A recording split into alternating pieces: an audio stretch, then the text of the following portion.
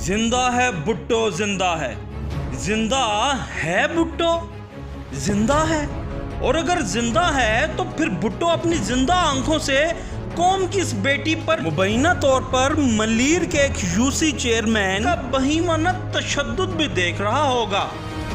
अब भुट्टो तो जिंदा है, मगर भुट्टो की नगरी में कौम की ये बेटी इस वहशियाना तशद्दुद से मरने के करीब है।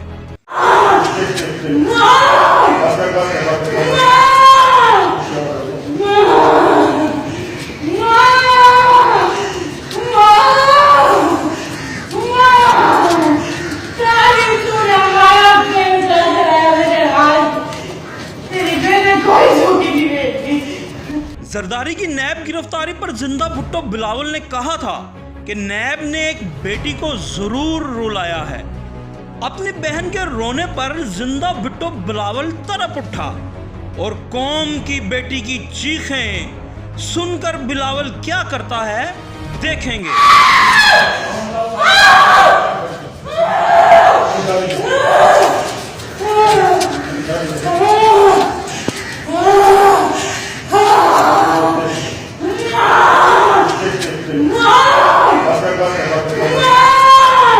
मगर इस चीखों को देखकर हमारा तो लहू खौल सकता है, मगर जिंदा बिलावल का नहीं, क्योंकि उसे अपनी बहन के आंसुओं की फिक्र है, कौम की बेटी की चीखों की नहीं।